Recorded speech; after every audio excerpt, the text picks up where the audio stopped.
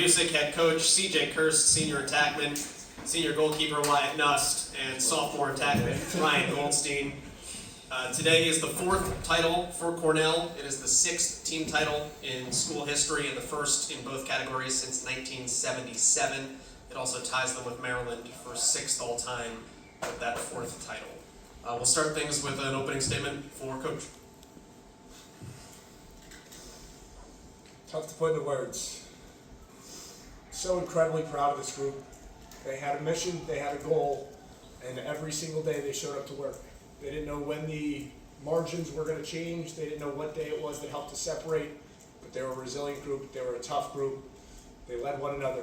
The ownership was from within, and when you got a team that does that with as many leaders as we have on this team, the ceiling's really incredibly high. And so for these guys to achieve this goal, to bring a title back to Cornell for the first time in 48 years, I simply don't have the words for it, but I'm so proud as an alum, as a guy that gets to work with them every single day. They've earned everything that they've gotten, and I'm really glad we get to enjoy this moment together. Start with questions for the student athletes. Up front.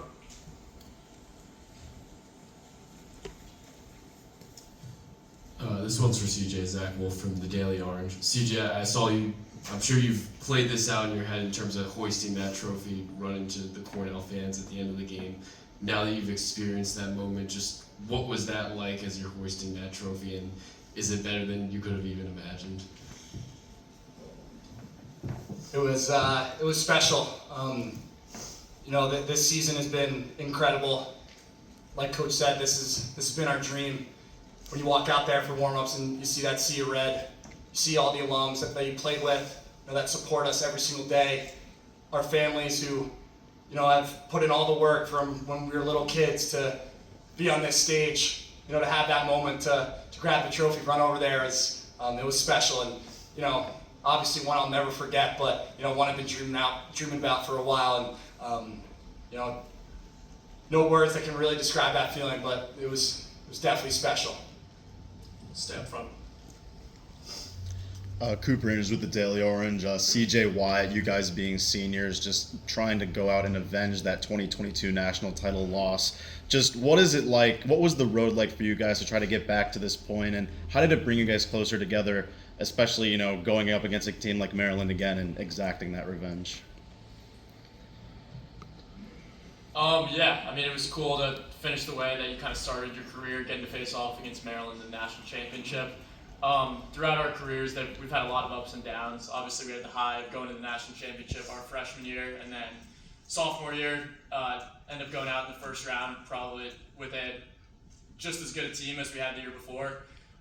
Junior year, don't make the tournament, and then we really used that as fuel for this year, and just showed up to work every single day, extremely focused, and just focused on this one goal, and we made it happen.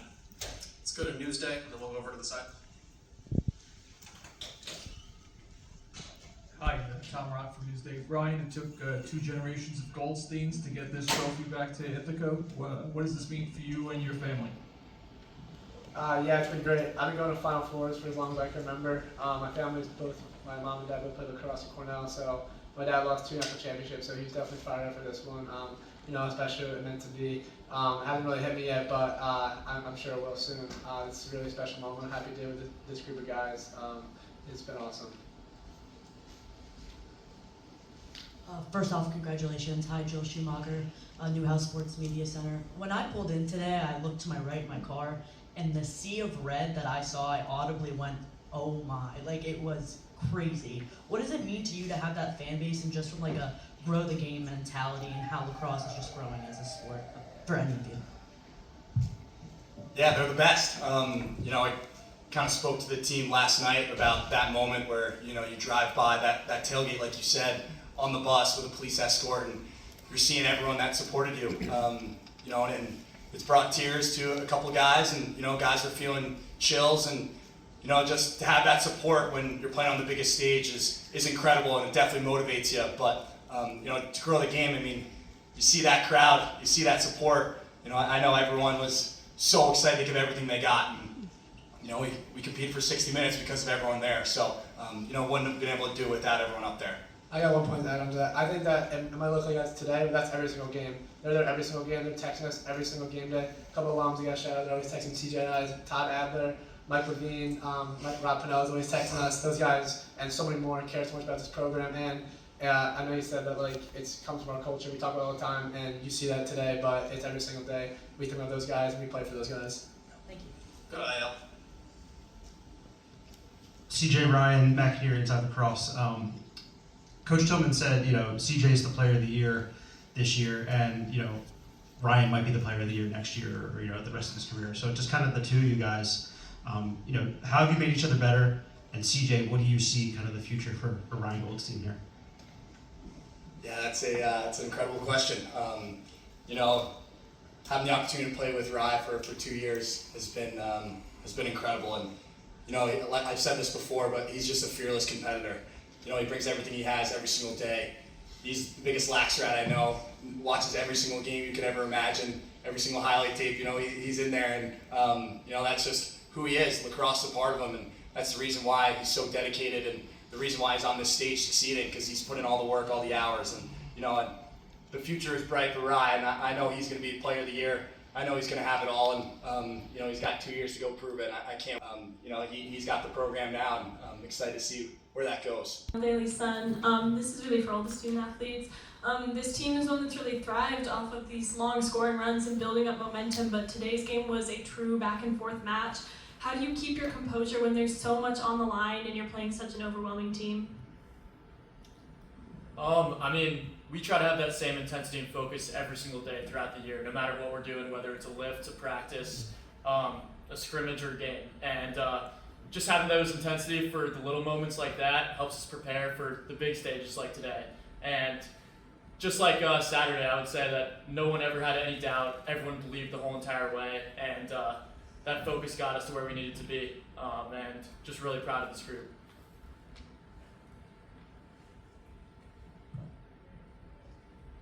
Hey guys, Kenny Dijon from USA Lacrosse. CJ, I'm curious, to you, what does it mean to be a Cornell man, and how does Coach Buczek and the rest of the coaching staff embody that, enforce that, support that? Yeah, when you step on foot on campus, you hear about the culture. When you're recruited, they talk about the experience that you're going to go through and how it's going to be challenging. Nothing's going to be given to you, and you got to earn everything.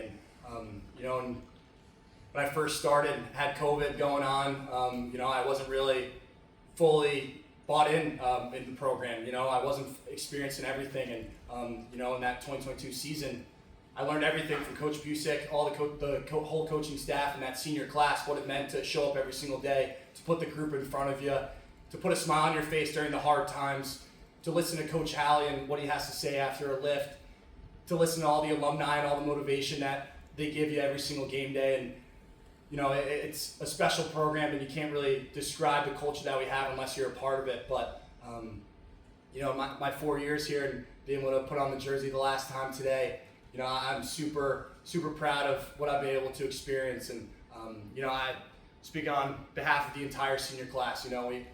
We try doing everything we can to instill that into the younger guys. And I have Coach Buczek and Coach Stevens, Coach Ferry to thank for that. And super happy that being a Cornell man is going to continue for the rest of my life, and I'm so happy that we're able to bring it home for all the alumni who've taught us everything.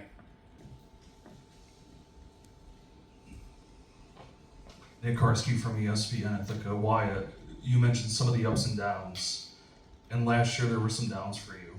So for you to have this moment as a national championship goalie, what does it mean to you? It's the coolest thing I've ever done in my life. And throughout my career, been battling through the ups and downs, and just trying to stay as level as possible. And I'm so grateful for the coaches and the other players for believing in me. We all believe in each other so much, and as I mentioned earlier, throughout this season, we've been in some tough positions, and there's never been any doubt. And this group is a really special one, and it showed this entire year. Come back to the DO. CJ, the last time Cornell won it all, its top attack was the legendary Eamon McInerney. Just what does Eamon's legacy mean to both you and this program? Yeah, Eamon's someone that I've thought about a lot while we entered the playoffs, where you think about the numbers 21 and 10.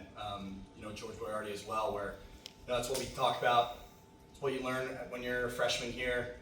You learn that they're the best teammates ever. There's someone who always put a smile on someone else's face inside the locker room, and they're fearless competitors. And to be able to touch that sign every single day and be a part of that tradition that we talk about, it's incredible. And I know Ryan, Mike Long as well.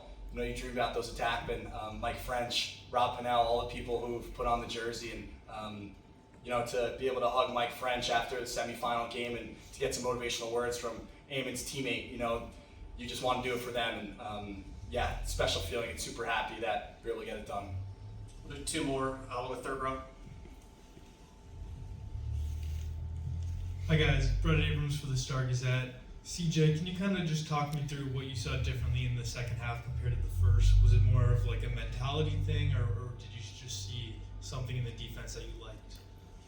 Yeah, I think with a quick turnaround from playing Saturday and competing today, there's not much scout that goes into it. It's just all confidence and belief in your group. And in the second half, we were all talking that we just had to play our game. That we had to draw slides, and if they didn't, we were able to put the ball in the back of the net. And that was kind of the mentality that all of us were talking about. And Coach Buczek pulled me aside before the second quarter and was like, "Play your game, have some confidence, have the belief that you're going to run hard and you're going to get it done." And with that little word of wisdom, I was able to do it. And I have my teammates to thank because they had my back every this whole run. And it was just a great day for the Big Red and a great day for that group of offense. One more up front. Patrick Steams for Lacrosse Magazine. This one's for Wyatt, if you can see me through around the trophy there. They got within 10-9 there in the fourth quarter. You guys had two stops there. Just kind of talk me through certainly the first one and just how important you think those two possessions were in securing that thing. Yeah, I mean, our defense stepped up huge, and I would say we brought it in after they scored those two goals in the fourth, and just knew that we needed to up our communication, play more aggressive, get out, get on their hands. And I think we really brought it to them for those final possessions. Brendan Staub came up huge in the middle of the field with some tough ground balls, giving our offense extra possessions. But I would say just a heightened sense of urgency, and everybody on that defense stepped up and was able to get those stops that we needed. We have questions for Coach. First of all, Coach, congrats. Second of all, what did you see from your team on the fight on the ground ball battle today, and how important was that in securing that trophy? Massive. That's the difference. Possession is this game. The ones that bounce around out there, the ability to finish possessions on your defensive end, your ability to earn second opportunities on the offensive end, make the difference against a great team. And so we preach it every day. It's Cornell Lacrosse.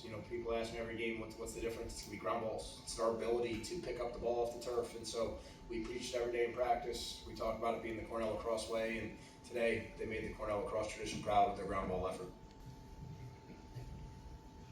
Connor, we're talking a lot about tradition and history here, obviously with the nature of the program. What would Richie Moran say about this team? Say it's great to be here. The cool part about Richie is until his final days, he was always around.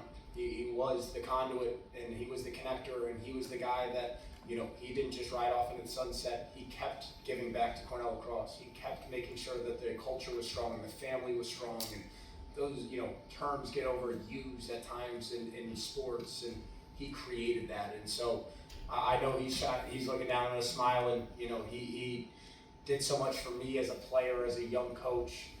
For our older guys, they had the opportunity to meet him during that 22 season, and he's just a special man that left an incredible legacy, and we're fortunate to be upholding that legacy day in and day out. Come down front.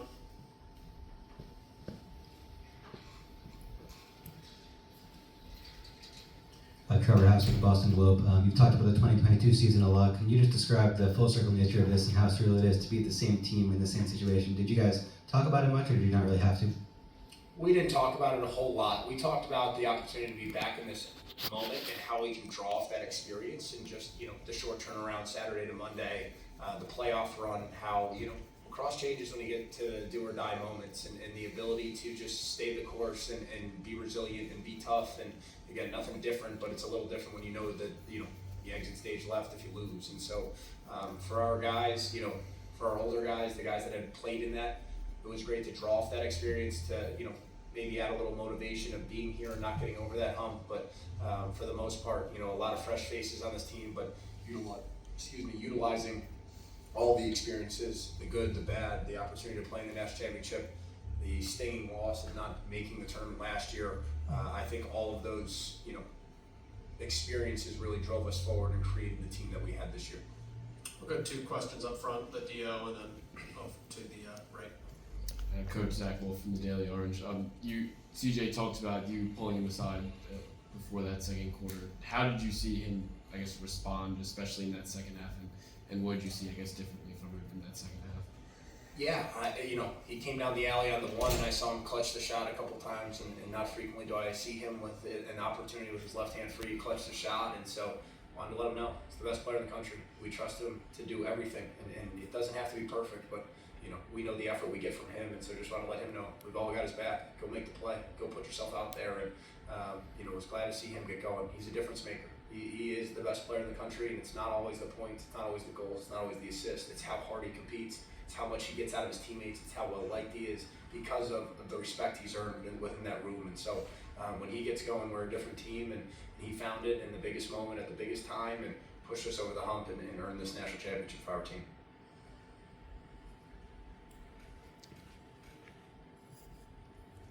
Wayne Viner, Terp Talk. Saw you have a warm conversation with John Tillman when it was all over. What is your relationship with Tills? Coach Till's is the best. You know, just in terms of what we do as a profession, he's the best there is. He works his tail off. He works relentlessly. That team, year in and year out, is the standard for what it means to be successful in our sport. And on top of that, him being a Cornell alum, him being a guy that is a good friend, mentor, confidant, that always has looked out for myself, our staff, especially as young guys in this business, have always had a ton of respect and a ton of appreciation for how he's looked out for us and you know, taking great care of us. And so I really appreciate Coach Tills. He's as good as they come. He's got that team ready, and you know when you play the Terps, you're going to get a heck of an effort, and you better be near flawless to beat that team. And so a lot of respect for what they do and how they compete day in and day out.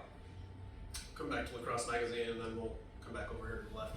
Connor, there's only so many teams out there that get the combination of ability and incentive that you guys have, and then to tack on being able to maintain that throughout the season. What's kind of your appreciation of that process and the ability of this group to be able to put all of that stuff together over the course of the last 12 months? Sure.